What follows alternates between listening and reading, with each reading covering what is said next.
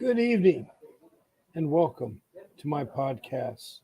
I'm Bob Pace and I'm here to help you fight CPS, the Child Protection System, and stop taking our children. It's a very complex agency. It's very hard at times to deal with. And I'm sorry that you're saddened with that. I'm really sorry that you're saddened with that. Um, I have been involved in CPS myself personally. I had three of my six children trafficking to foster care. Yes, trafficking. They do take your children that are not in extreme danger.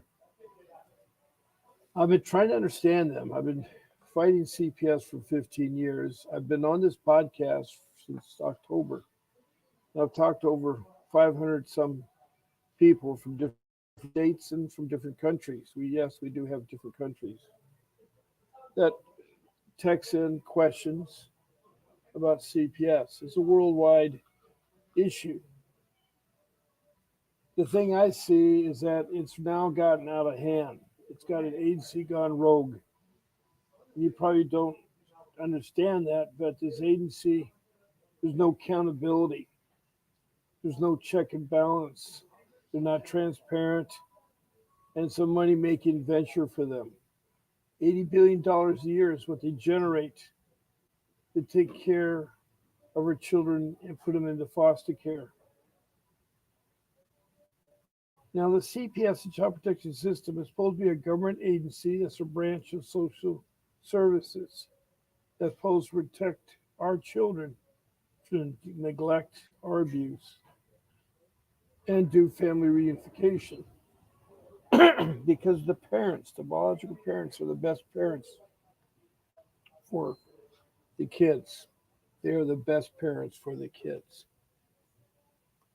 I want to welcome Tori Johnson, and I'm glad you've joined our room. I need to talk about how they interact with this podcast. And the first thing I'm going to do is that um, when you're typing your comments, try to be about CPS questions. We need to address only CPS here. I know there's a lot of things we could talk about, but the time here is about CPS. All I ask is please show your name, the city, the state, or the country, um, and the complete uh, with your CPS case. Be very complete because instead of going ping pong ball back and forth where you'll say something I need a little more and then you say something a little more, it goes back and forth. What you need to do is tell them your whole story from the beginning to the current situation and also tell about who's involved, what children involved, what fathers or mothers involved, and so forth. And this is a previous case or not. But that's all you have to do is you can text in a comment. You found me on Facebook. I'm broadcast on YouTube. And I'm using the SteamYard application.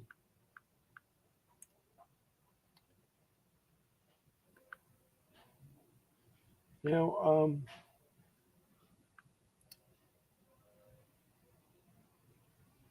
hmm,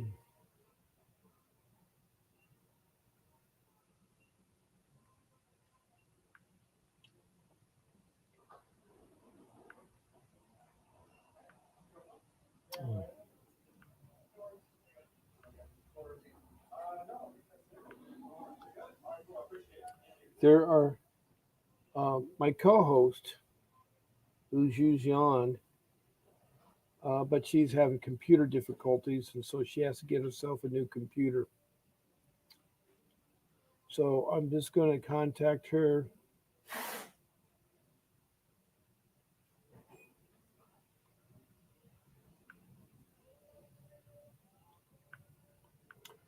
And invite her on. She could also talk on the phone too. Her name is Danielle. She's from Georgia, and she has a CPS case, and she contributes a lot. There's another person, Faye, who's from Richmond, Kentucky.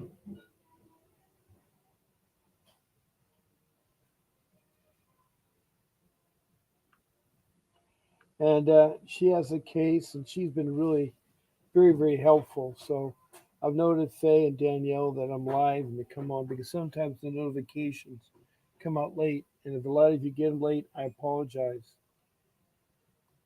I'm a real person. I'm a loving father. I have 6 children, and I have a wife of 32 years. But unfortunately, I encountered CPS, which was a nightmare to me. And one of my children was taken away from me permanently, which is sad. It's very, very sad. To this day, I still don't understand it. But the agency you're dealing with is a really bad agency. Now, another way you can interact is to call me, and I have my office phone number. I'll put that up.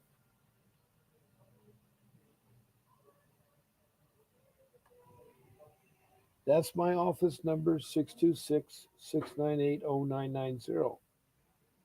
Now, it's important if you want to talk to me or call me on the phone, I'll put you on the show with a speakerphone live. That you call Monday through Sunday. I'm on 2 times, 10 o'clock in the morning for 1 hour Pacific Standard Time, or 6 o'clock in the evening Pacific Standard Time for 1 hour. Now, on Sunday, there's an exception. I come on at 8, so I go a little bit early to be with my son on Sunday. So, Sunday at 8 o'clock, all the other days at 10 o'clock, and then all the time at 7 o'clock, unless I tell you otherwise. But you can call in during that time. I'll answer the call. If you call not during that time, I can't answer the call. So that's my phone number. But let's say you're not ready, that you would like to be a guest on the show. Um, I have a show producer. Her name is Grace. She works behind the scenes, and she'll help you get on the show. Um, all you have to do is tell her I want to be a guest on Bob's show Sunday morning or Sunday night or Saturday morning, Saturday night or Wednesday morning, Wednesday night, whatever you want to be on. You just pick one of the 14 shows and you email her at grace at vincentwdavis.com. That's grace at vincentwdavis.com. And she'll gladly help you and explain to you how to get on the show. Give you the link to SteamYard to be on the show.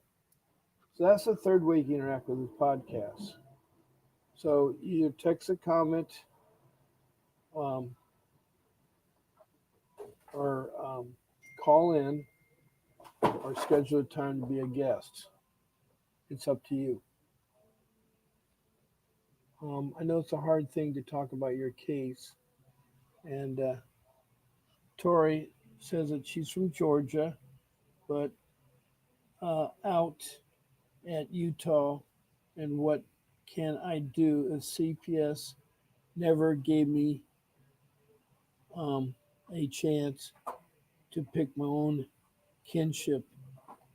Yeah, she's talking about kinship, which is hard. Kinship is where you place the kids if they can't be with you, with them while they're going through your rehab there. See, um, how this all works is that when there's suspected negligence or abuse, a phone call is made to CPS, and they in turn believe that the case is right and you're 100% guilty till you're proven innocent. So they have 12 hours or 24 hours to start the investigation. And then they got to investigate it and make a finding and make a recommendation to the courts whether they prosecute you, whether they take your jail or stuff.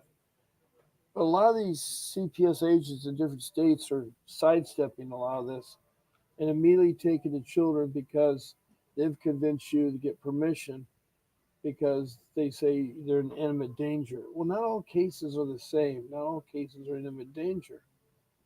And that's what's sad about lay people. Lay people is one kind of individual that calls in. The other one is the professional. Now, the professionals like your doctor, your police, your nurse, your school teacher, your principal. Those are all professional, and they're supposed to report any suspected abuse or neglect. And so they'll call in. The only problem is a lot of them are the bad ones that call in, the ones that use the CPS system to retaliate against parents, to alienate them. That's what's bad about the CPS system. It's not a very friendly agency. It's not a very dependable agency, and people do call in. Let's say they're upset with your dog barking or the way your yard looks, and they want to call in on you and make some fictitious allegation. And I think everybody, if they want to complain, they should make it in writing and sign your name. And that way, you can keep it confidential. But if it turns out it's bogus, it's not true, then you should be right to go after them because that's wrong. That's wrong. The child protection system is not a place to wage a war against your neighbor, like say maybe the yard is overgrown or the dog barks too much. In my case, I did have family members that called in for 5 years. I had to fight CPS and tell them that no, my kids are in school. Yes, we paid the utility bills. I had to show them all that. I did that for 5 years until one day they tricked me. They started using the Huntington Beach police and they got a detective to follow me. And then he had one of the black and white officers pull me over for a bogus charge. And I really didn't know a lot about things. And so I was okay about talking to them. And they told me to follow me home. Little did I know there was 9 people staying out there. Why it took 9, I don't know. There was 3 social workers, 5 firemen, 2 code enforcement, 2 policemen, and the detective. And they're all standing there in front of my home. And I should have known. If I know now, I would have back then told them, you're not coming to my home unless you have a warrant. And a warrant is legal documentation that they will show you that they are given rights to take children or rights to talk to you. Or so you don't have to talk to them. You don't have to say anything but yes, no answers. So you got to be careful there. You got to be really, really, really, really careful. Let's see what else that Tori said. Yep, what the world it is. I mean, I'm fighting other issues too. It's like I'm delayed on my paycheck because I need for food, and it's hard when you don't get food and you have to cut back. And I still am going through so much. I've had a really rough road. I don't get much sleep, and I'm really scrounging around trying to get myself back because CPS is awful. And I need to say that all you have to do is picture in 2022 8 social workers that worked in Prescott, Arizona for the CPS. They call it there the DCS, Department of Children's Services. But it's the same thing. CPS is a branch that's supposed to protect your children from neglect or abuse and do family reunification. But in Arizona, there's 8 social workers with over 25 years experience decided to put on pink T-shirts. And on the front of the T-shirts, they had stenciled that they're professional child kidnappers. And on the other side, they have, do you know where your children are at? And they proceed to wear these shirts out in public, at Walmart and other places, and they got caught. They got fired right away. And the whole department was ousted, all the social workers. There was only one guy that was left. And the other guy was the director, and he was fired too. But I'm trying to tell you, this agency is very corrupt and not honest. And you need to be very careful being your toes.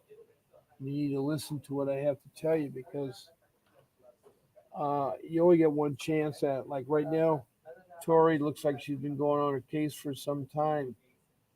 And it looks like one of the first steps when you kids are taken, you have opportunity to suggest a safety plan that what um, family members you can place them with. If they're out of state, that's all right. They can be shipped. They can be shipped.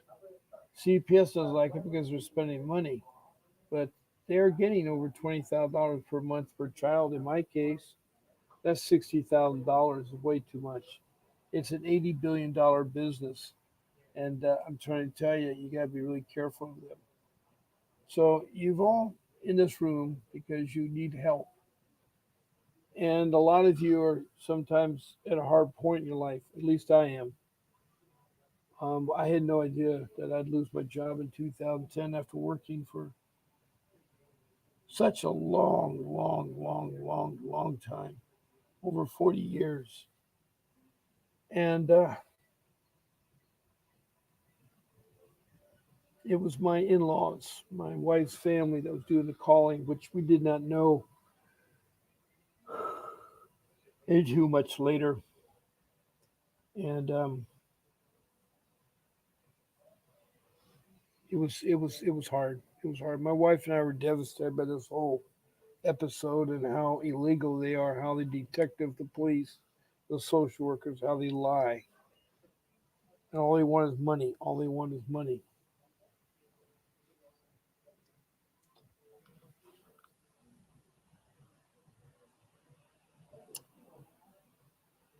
And Tori says, who's from Georgia, says, my caseworker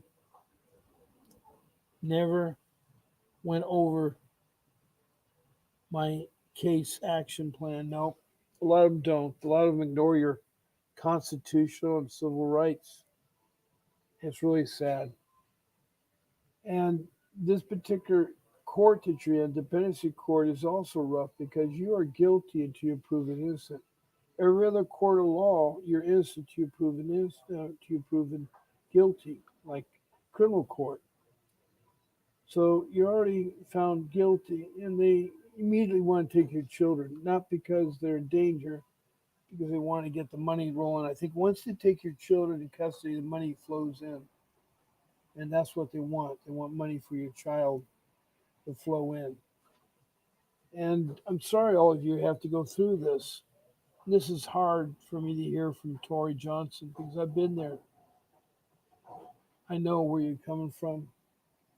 You lost in a couple. Well, my first couple months in my CPS case, I should have called an attorney. I didn't. I didn't know what to do, and I did some stupid things. I talked to him freely. I tried to help him. Stuff that was wrong. You do not want to say anything that will be heard against you or used against you. So you got to be careful there. You got to be careful um, when you deal with them because they're a rogue agency, meaning there's no watchdog over them. There's no watchdog.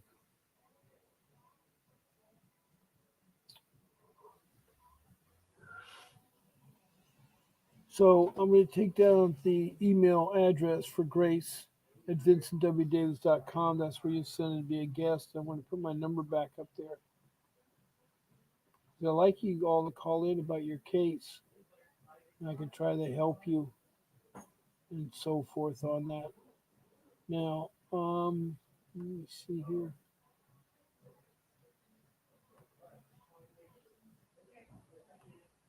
There we go. There's my phone number, 626-698-0990. Now, this agency you're dealing with is so similar to what Allison did in the um, what Allison did in Wonderland when she fell in the rabbit hole in the garden. She went to a series of rooms and doors that went nowhere. One time their eyes say off with her head and so forth. So you spend all your precious times with an agency that is rogue, that is bad, and they are trying to put your kids in, even though they're not in imminent danger. It seems like every case is in imminent danger and they just want to do it automatically. And it's really, really hard for you guys, I know.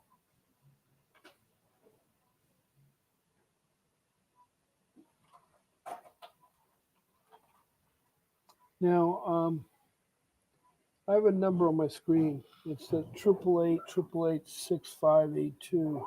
That's my office number. The other number is 698-90990 is my office phone.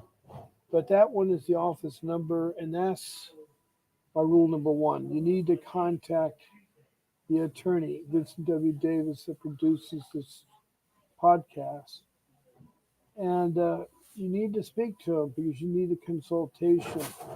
You need to find where you're going. If you don't get an attorney, you're going to have a hard time with your case. You'll be like me for a year and a half wasting time until I got my attorney. Could have possibly saved my daughter. Anyway, um, rule number one, you're going to call in and speak to Mr. Davis.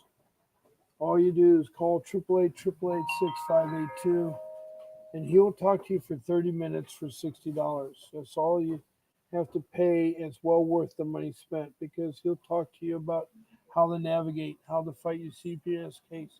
If you guys get along, he'll talk about how he can defend you, his retainer, and so forth. So I'm telling you, you need to get a hold of him. He's been doing this for 35 years. He's a dependency. Um, he is a family dependency attorney. He is a fighter. He has over 35 years of trial experience. He's a trial attorney. He knows how to fight and so forth, and he's really up on CPS. And he also does civil lawsuits where he's won civil cases against CPS in both the federal and the state courts. So I want you all to give that a consideration. I know right now you're going to be strapped for money, but at least do the $60. The $60 would be well worth it. And you'll be able to feel so much better. I did. I sold my home so that I could have them um, do my case. So I sold my home and have them do my case.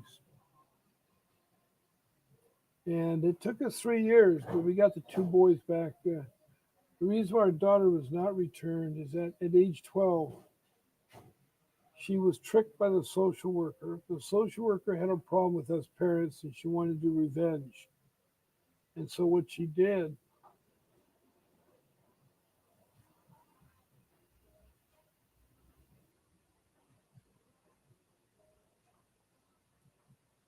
she told our daughter to divorce us, divorce from mom and dad, from her brother, from her relatives, her grandmothers, her grandfathers, her uncles and aunts, and so forth. So she did that. She divorced her parents and all her family members. She also changed her name, sealed her birth certificate, and then got adopted by a foster care family. She did four things that were awful. Now she's 21. She's going to be 22 this July 9th, and I really miss her badly. Luckily, my sons are I still encourage them to see her. But she got rid of her foster parents because she got molested. And so she's doing okay, I guess. I just wish she'd come back into our lives. But that's the sad part when you lose a family member because of a social worker lying and cheating and using the system. And we could sue her, but it would take over 500,000. Excuse me, it'd take $50,000 retainer to start the case. I don't have it. I'm too burnt out. I'm struggling right now to try and get my car going, and I have so many issues. It's unbelievable.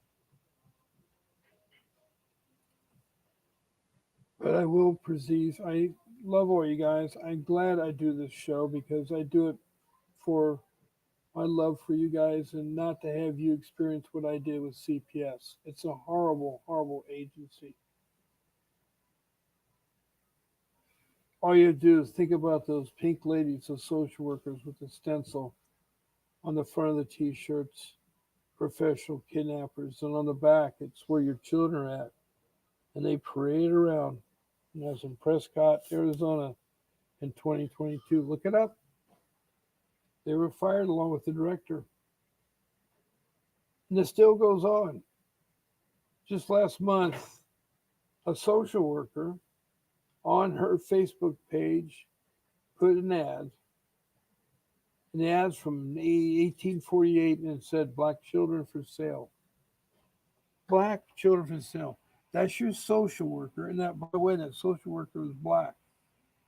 It wasn't a white social worker doing it, it was a black social worker. Why would she put an 1848 ad when the year is 2024? That's wrong. So what you're dealing with animals. You're dealing with animals out of control. They're a rogue organization. They're not accountable to anybody. And they'll try to terminate your rights as parents. So you got to fight all that. That's why I tell you, rule number one, you got to get an attorney. Now, I do tell you in rule number two to keep track of your paperwork. There's so much paperwork that comes down. It's very well, you need to organize it. You need to get a notebook, you get a 6-inch 3-ring binder, and then you need to stuff it full of notebook paper, college rule notebook paper, and then get some subject tabs and put them in there. And then one of the most important subjects is the incidents. You need to write down and keep track of all the incidents that have happened, either with CPS or police or however that happened. But you need to record them with the date, the time, the location, and the people that were part of this incident. And then after that,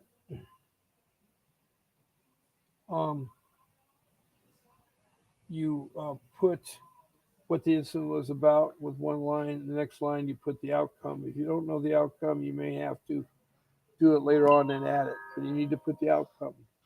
Then skip a couple lines, repeat it, and then skip a couple lines and repeat it. So what you do is you're starting your paperwork to be organized. Also, you're going to get a lot of court papers. If you've not been getting court papers, you need to request that from the clerk of the court. And they need to give you all your workers. And if you're low income, they will provide you at no charge. So,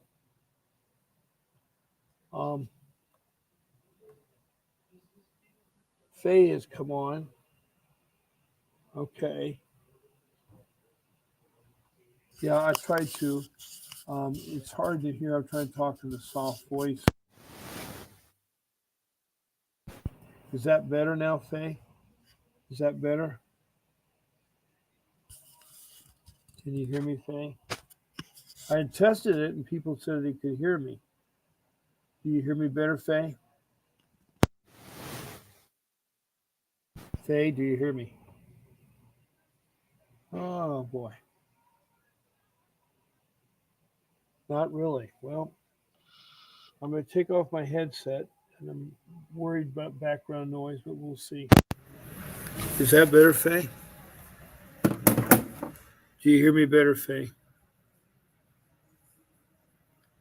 Hopefully there's no background sound with this. Faye, is that better? Do you hear me, Faye? Okay. Well, I'll take off the headset. I was trying to suppress the background sounds in the area. I'm at a quiet place, but I still hear background sounds. I'm at a disadvantage right now of having a place safe enough to do my podcast. So, if that is better, that is great. Thank you for addressing that. Thank you for addressing that. So, how are you tonight, Faye? Is there anything you'd like to talk about?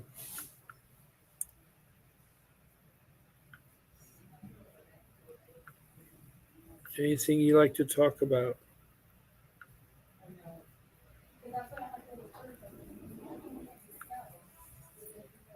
Um,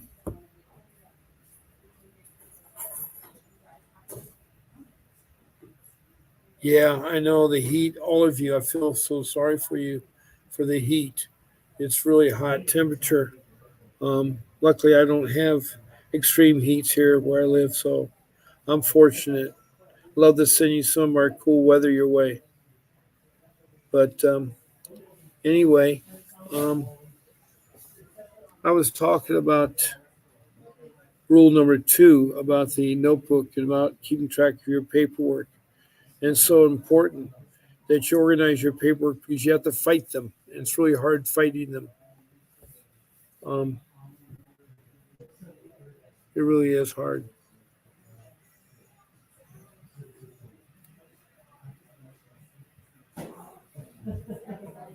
But that leads me into rule number 3.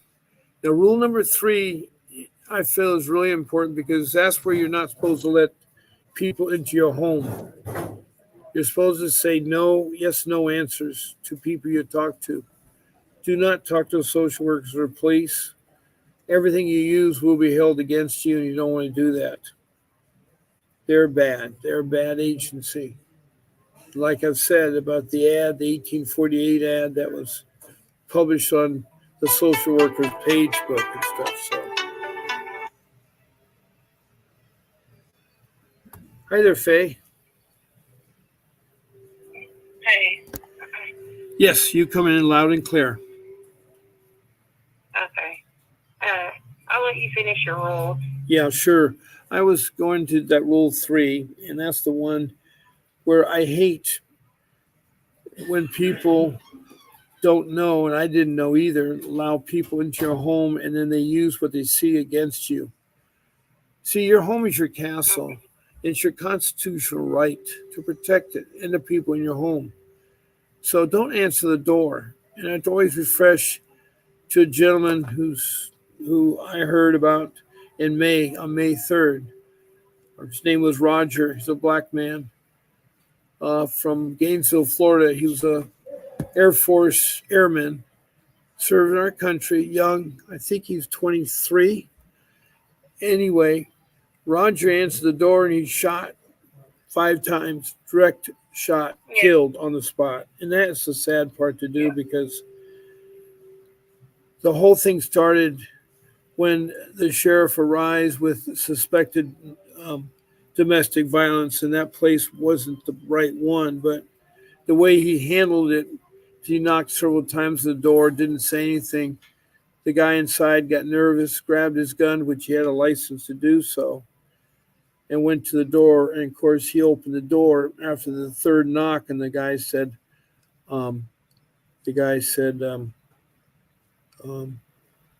"You need to open up," in a gruff voice. And so when the guy opened it up, he had his gun at the down position, not aiming at the door. He could have shot the policeman, but the policeman didn't instruct him to drop the gun or lay down or do anything else. He just fired 5 shots. And the guy's dead, and it's been washed underneath the carpet because the funeral has already happened. The mother's devastated. They're from Alabama. But I've been checking, and I'm not seeing anything more about this case. So the whole reason why I'm talking about this is that you don't answer the door because you don't know who's on the other side of the door. You don't need to. You go back part of the house and hide in the closet or do not do anything there. They cannot enter your home unless there's imminent danger going on, like your child is being hit against the wall. There's domestic violence going on, or the kid's being slapped aggressively or something there. They can't come in. They have to get what's called a warrant, and that warrant is something that's issued by the court that very specifically says who the person they're investigating, the children involved, what the accusations are, and what the location they need to investigate, the date and time, and then what they plan to do. They plan to remove the children, to talk to you, or what? That is a warrant. It's got to be signed by the judge and embossed by it. Yes, Faye, what was the question? The thing about it is we tell people that they can't come into people's home without a warrant if there's no imminent danger. But yet, I just sent you 3 videos the other day of where they absolutely went into a woman's home without a warrant or a signed court order from a judge, investigated her home, took pictures of it, and then on the same day took her kids from her. Well, yeah, because they were outside. And the problem being is that they're out in the yard. They were inside and outside. Well, yeah, they were initially outside. And so there's no perimeter fence. There's no way to establish where the property and everything was. No, honey, Bob, there was a fence. Okay. She had a gated fence on her property. Okay, I didn't know if the fence. Yeah.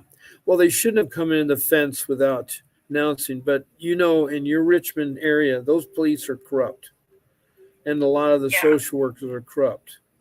There was a man that called from Louisiana that said he's in the yard doing yard work, and they came into his locked yard and asked him where his wife was. And he said that she was in the house. Before he said anything further, they marched into the house. They didn't have any regard to anything.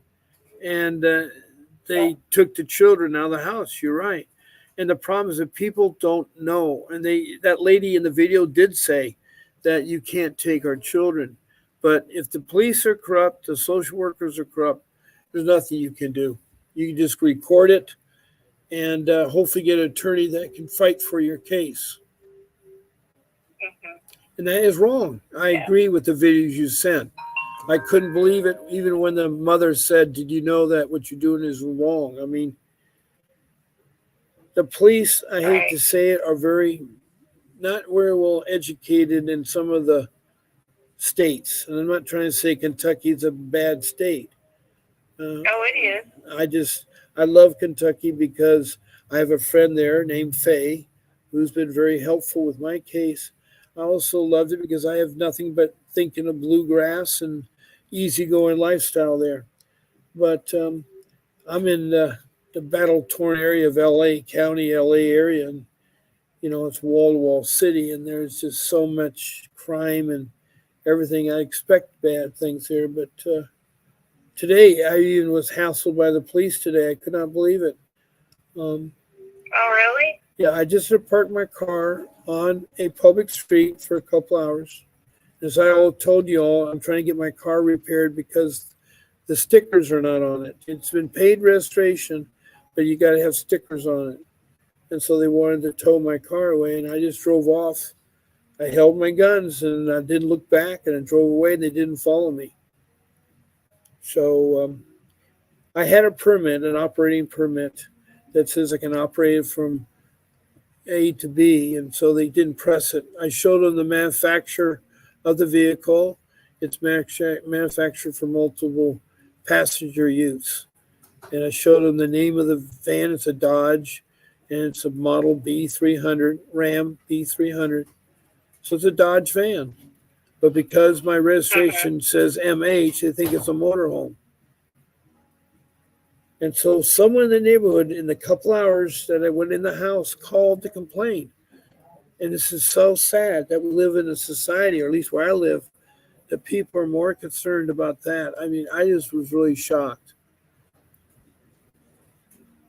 So it's just people are petty. Yeah, people are petty, and also the police are so abusive, so bad.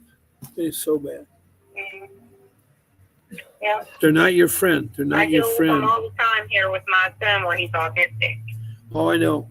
Yeah, for listeners, that Faye has a son that's a special needs son, and she's close to the Eastern Kentucky State University, and the university police were hassling him so bad that they chased him out of his sandals. I mean, I don't understand how people either take their job too seriously or not. I don't. They're not very professional. They're not very professional. And it would have been understandable if he was like committing a crime or a serious crime, or he had attacked someone, or he had vandalized some property, or was selling some drugs or something. But the only thing this poor adult child did was walk outside of a crosswalk. And that was what all the commotion was over, because he simply jaywalked. Wow. Which in Kentucky is not actually it's not even considered a crime like that, or breaking a law. It's merely considered a ticketable infraction. Yeah. They can't even be jailed for it. Right. Anyway, going back to the house thing, is that if all possible, keep your yard locked. Don't let them in. keep your house locked. If you happen to encounter them outside, be nice to them. Yes, no answers. And if you feel uncomfortable, don't talk to me further. Just say, I need to speak to my attorney before we talk any further. And that's a timeout, and it should work. If you tell them you need to talk to your attorney before any further, there's nothing more they can do. They can sit around and wait, I guess. But unless they have a warrant, they can't be on your property. And they got to have that warrant to be on your property. So you got to hold fast. And today, um, well, I was able to walk away from them. I was nice to them. And maybe they just said, well, he's here at the car. And so we're not going to pursue this anymore. But it's really hard out there. It really is really hard to not let people in your home and then to take your children. That's another thing. Unless they have a court order, they can't take your children. So when you're in the house, don't answer the door. Think about that black man that was shot and killed point blank by answering the door. And by the way, he was talking to his girlfriend on FaceTime. Now she's without a partner. That's sad. They are building a relationship at age 23. It's wrong. Young people should be able to build life, and we all as parents should be able to raise our children. And if we have a mistake or use poor judgment, such as the mom on the show that talked about going to a birthday party, and she took her 18-month-old child. Unfortunately, the child found some amphetamines that someone had brought. She ingested them, and of course, she had to be rushed with an ambulance to the hospital, and it took 4 days for her to stabilize. But they took the child from her because she was negligence of not watching the child close enough. And also, she should never have brought an 18-month-old child to adult parties. That's wrong. That's poor judgment. And parents, you do make the mistakes, but you shouldn't be sent off to have your children taken from you. That's wrong. They weren't in imminent danger. And the things you did could be repairable. You could take a parenting class or a program class and be done with it. But instead, they think every case is imminent danger and they take them. It's really sad. I was going to say a few things that I would advise parents, whether they have a CPS case or not, to make sure they do, because if you do end up with a CPS case, if you don't do these things beforehand, then CPS will, and once they get their hands on it, then it can be used in any way possible against you. Yes, so yes. Some of my recommendations would be for parents to make sure that they've filed their birth certificates for their children and have copies of all of them at home, including the Social Security numbers. Because if you don't and CPS does it, then they'll have the only record of birth for your child and you want nothing. Okay? Yeah. Make sure that you have all your children's medical records and your medical records at home in a file, including mental health evaluations, mental health records, etc. And your children's school records. Make sure you have them on file at home as well. Okay.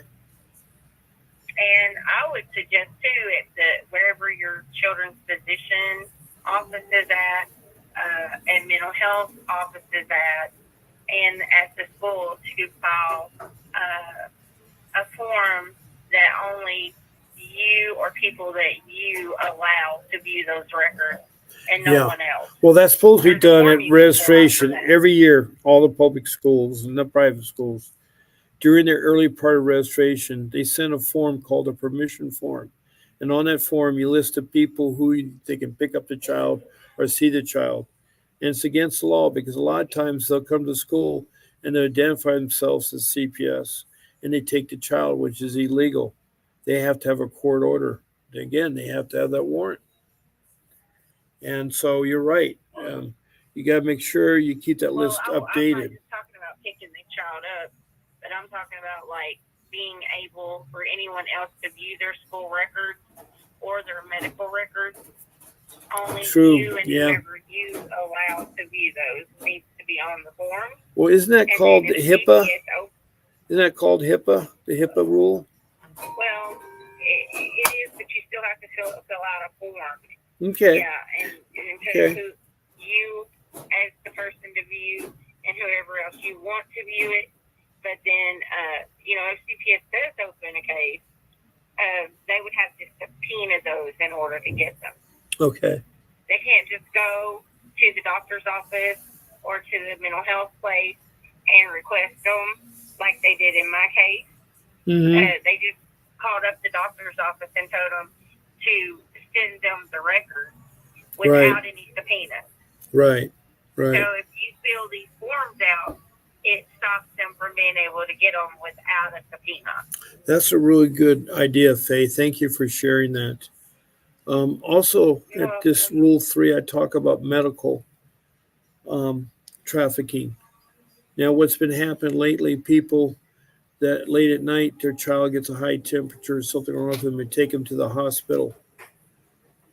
Or they're going to get a baby. They're going to get a baby, they're pregnant. And when the medical trafficking happens, is what they're doing is that, let's say you're with the doctor and the doctor has stabilized the child and says, you need to do this, this, or that. And maybe you say, well, I need to see his pediatrician or I want to get a second opinion. You're allowed to do that. But what's been happening lately is the medical staff have been calling CPS and saying this parent has refused to do anything at that moment. And you don't have to do, if the child is bleeding, you have to stop the bleeding. If the child is having a heart attack, you got to get the heart going. But, you can get a second opinion. You can go to the child's pediatrician if the child be okay the next day. It's not like you're ignoring it, but they want to take your child away. It's really sad. And then if you're pregnant and you're tested positive for drugs, they want to take the child right after your birth. And that's wrong. Well, that's another thing that I would like to suggest. Sure, go ahead. With your children, whether they be infants, toddlers, teenagers, I think nowadays where CPS is so out of control that all parents should have a power of attorney or guardian on standby just in case. What would they do? Explain to the people what they would do, Faye.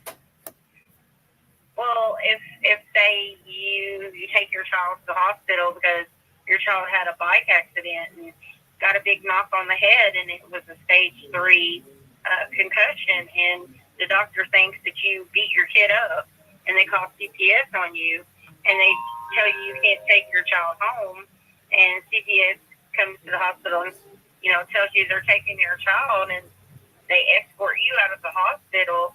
Well, if you have a guardian or a power of attorney on file for that child, then they can't just take that child and put it into a foster placement. They have to contact that attorney, that power of attorney or guardianship. They have to make sure that power of attorney and guardianship is notarized and it's all legally binding. And then that child can go to that guardian or that attorney, power of attorney, whoever you put in place. Right. That's good. I'm glad you're sharing that. From going into the foster system. Yeah. Well, the problem about the pregnant, they want to take the child when the mother tests positive, and they should let the mother bond with the child. I get that. And so they're really bad with it. That's why I say if you're going to have a baby, or if you have older children or toddlers, have that on standby before you ever go to the hospital to have your baby. Right. I agree with you on that. That's good. Now, my last rule I have is that rule number 4. It's a new one I've been instituting. A lot has been coming because I think you all, and the reason why is I find out that Kentucky is different than California. I'm familiar with California, Faye's from Kentucky. And you need to research the CPS organization that you happen to be involved with. You need to learn all about that, learn about what to do, what not to do, and who the bad people are. And so you should research the internet. And that internet is a source of information. And you should be able to help you know, help yourself with how to combat them and everything, because I'm telling you right now, they are not really, how can you say, fair, honest um, system. I see when we have the pink ladies and the professional kidnappers on the front, what kind of individuals these social workers are. You're really, bad against them. So that rule number 4 is to research all you can. So I've gone over the 4 rules.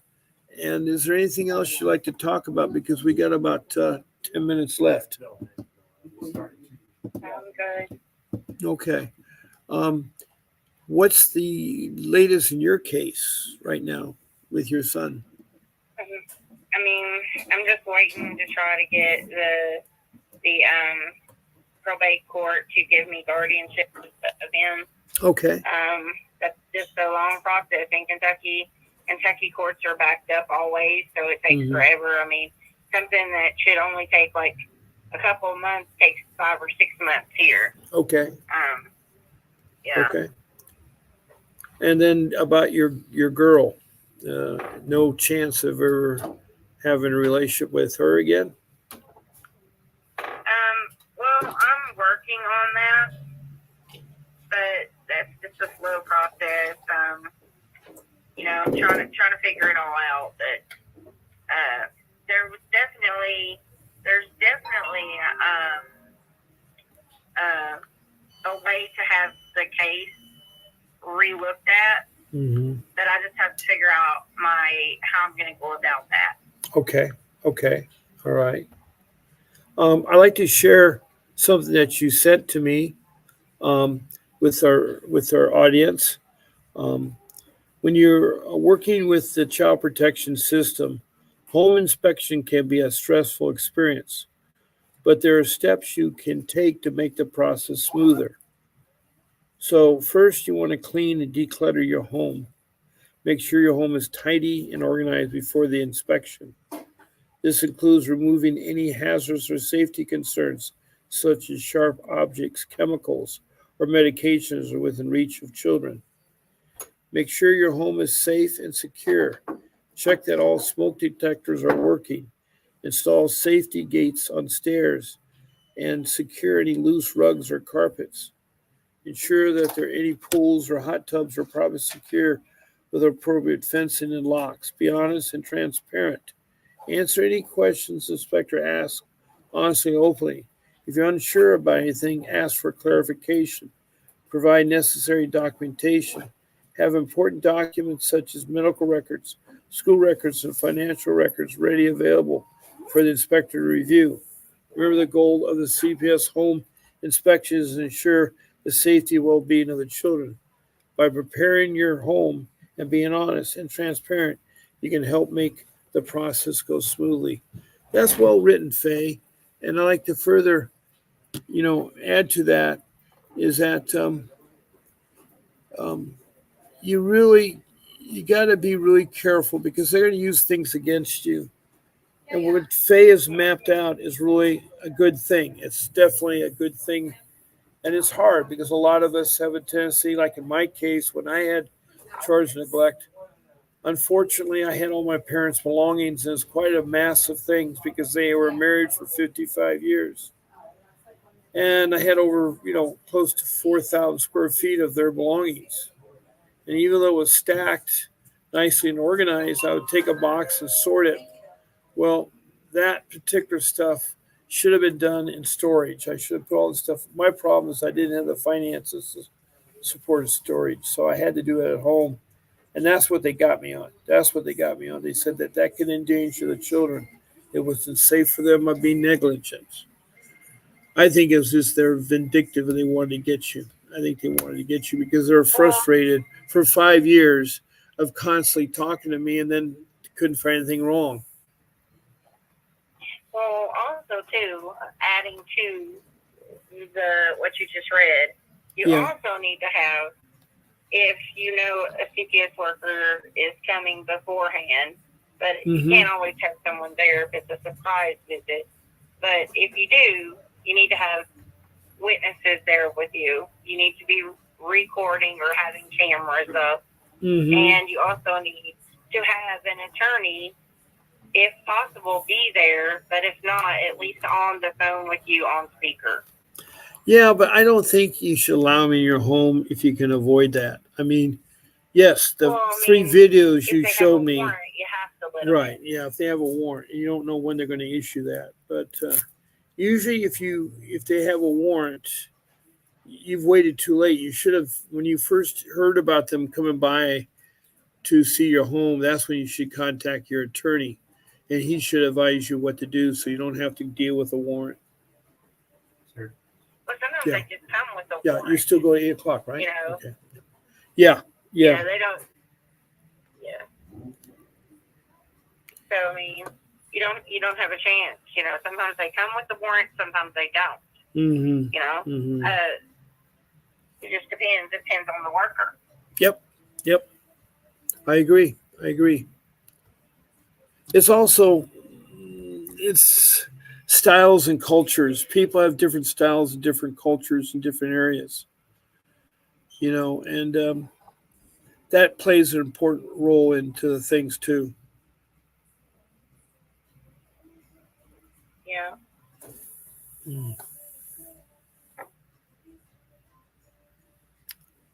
Well, this has been a very peaceful.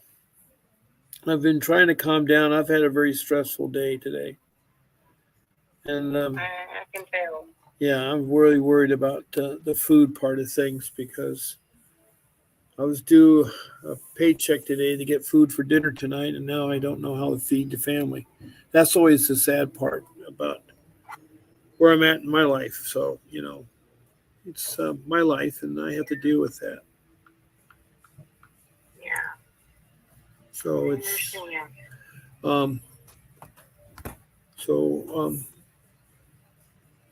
as they say, it's always one step at a time, and hopefully tonight that you all are listening. We had one guest here besides Faye who called in. I'm so gracious she does. She shares so much more things.